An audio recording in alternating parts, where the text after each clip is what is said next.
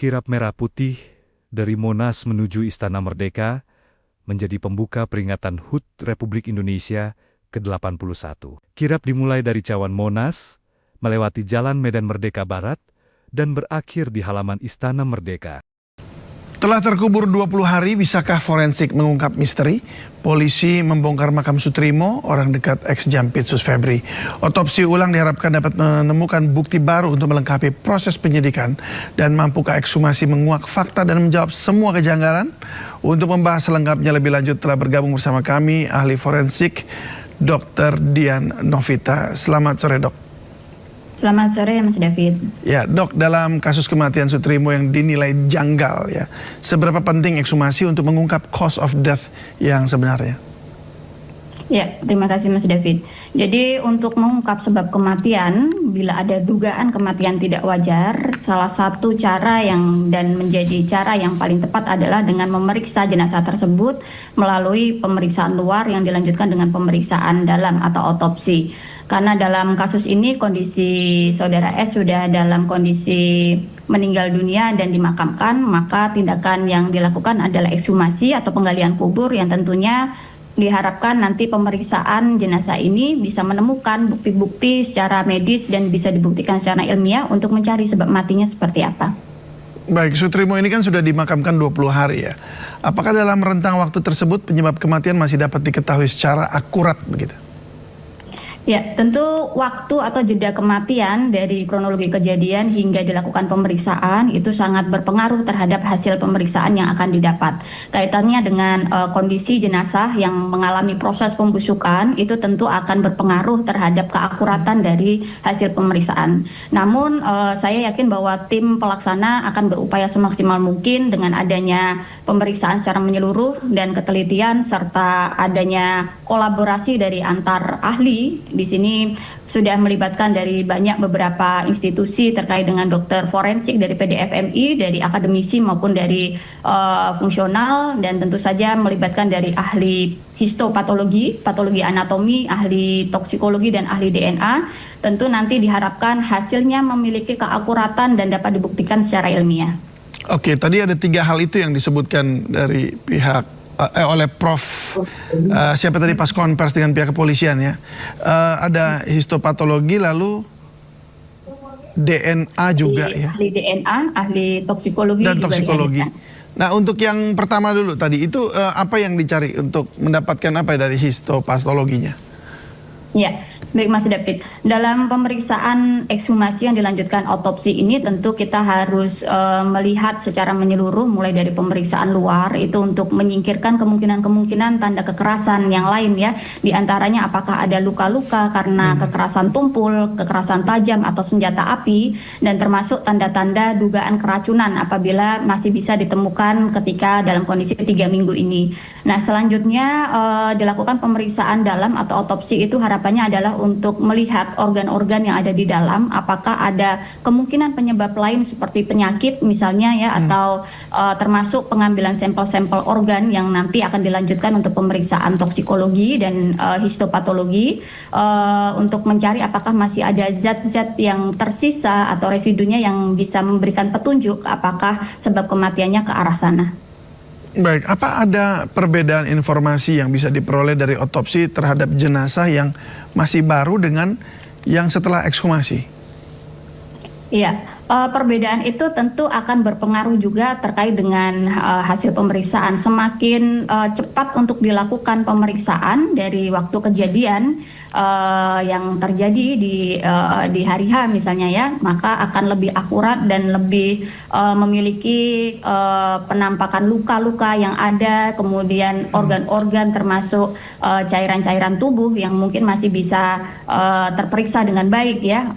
Tentu dengan jeda waktu ini menjadi tantangan tersendiri untuk tim forensik untuk bisa melihat ya tanda-tanda baik dari perlukaan maupun zat-zat yang masih tersisa di organ-organ tersebut.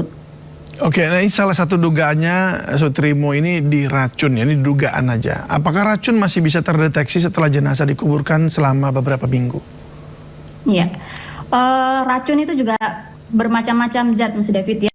Ya, jadi kalau ada beberapa zat yang memang masih bisa dapat ditemukan dalam hitungan hari ataupun minggu ya, tentu ini tergantung dari satu kondisi jenazahnya seperti apa dan kecepatan pembusukan dari mayat tersebut serta pH lingkungan yang berada di makam tersebut. Maka kasus-kasus serupa biasanya dokter forensik akan mengambil juga selain sampel pada organ atau sampel cairan tubuh yang masih ada, tanah di sekitar dari jenazah di dalam makam itu juga akan dilakukan pengambilan sampel.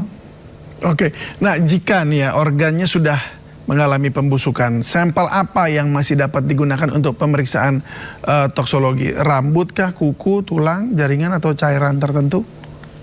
Ya, apapun jaringan, terutama yang kaitannya dengan sampel toksikologi bisa diambil ya.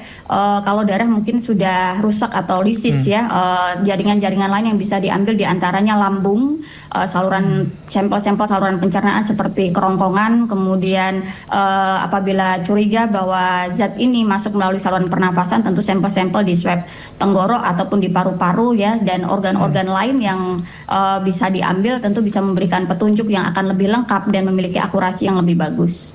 Oke, jenis racun apa sih dok yang relatif mudah terdeteksi setelah kematian dan jenis apa yang justru cepat hilang atau terurai setelah kematian?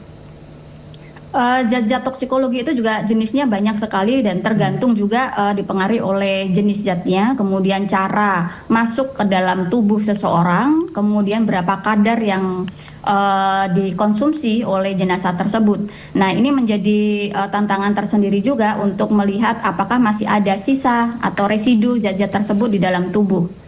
Ya itu beberapa jenis zat racunnya juga, contohnya apa aja ya? Yang beberapa contohnya misalnya sianida ataupun arsen ya, ataupun zat-zat narkotika yang lain itu juga bisa berpotensi juga menyebabkan gangguan pada tubuh. Oke, untuk arsenik atau sianida tadi itu relatif mudah terdeteksi setelah kematian atau justru hilang gitu, cepat terurai?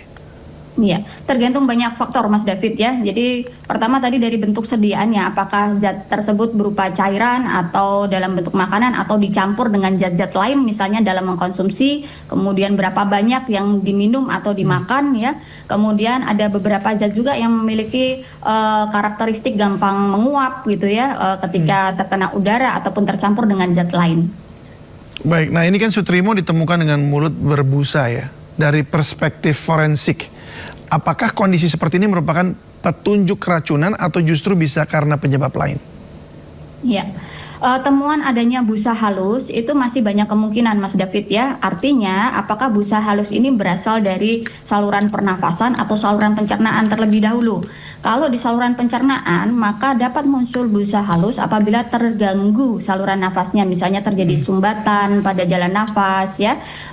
Atau kalau busa halus ini keluar dari saluran pencernaan tentu juga masih banyak juga ya kemungkinan-kemungkinan lainnya, misalnya pada dugaan kasus keracunan ya, kemudian mungkin ada muntahan karena suatu penyakit ya. Nah, ini yang harus diteliti secara menyeluruh, kemudian melihat langsung dari organ yang ada, maka ini pentingnya untuk dilakukan autopsi terhadap jenazah. Baik, nah ini Ex-Kabareskrim Polri Susno Duhaji menilai ekshumasi jasad Sutrimo yang telah dimakamkan 21 hari lalu sebenarnya terlambat. Meski demikian langkah ini penting untuk dilakukan sebagai bagian proses penyidikan. Kita simak dulu cuplikannya. Siap. Nilai terlambat ya, ini terlambat ya, tapi tidak ada kata terlambat itu dalam penyidikan ya, lebih baik telat daripada tidak gitu kan. Karena ini sudah cukup lama waktunya. Kenapa lama? Yaitu dari tanggal 23 ya peristiwanya, 23 Juli, kemudian sekarang sudah tanggal 11 besok ekshumasinya tanggal 12. Kalau besok tanggal 12 berarti kan sudah hampir 20 hari ya. Mudah-mudahan saja hasil ekshumasinya itu masih cukup baik gitu. Artinya kondisi jenazahnya masih bisa untuk diadakan uji laboratorium ya, terhadap lambung, terhadap ginjal dan sebagainya, organ-organ dalam daripada